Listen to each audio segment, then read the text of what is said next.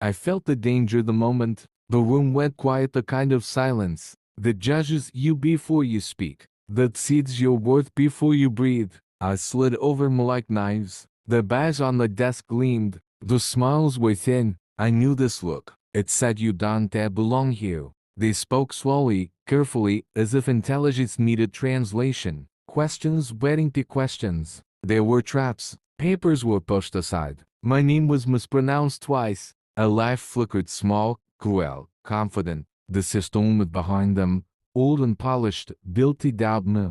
I could feel the weight of centuries pressing down, telling me to shrink, to apologize for existing in a space that had already decided I was guilty of being black. They assumed my silence was weakness. They mistook my calm for surrender. One of them leaned back, arrogance blooming, explaining my own story to me.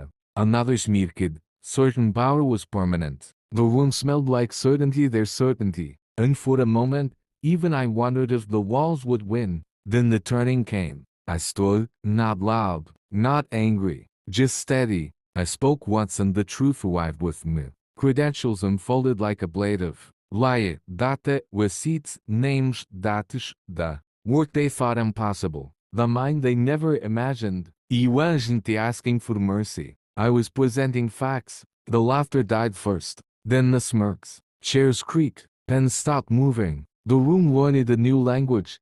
Respect. Their power shrank in reality.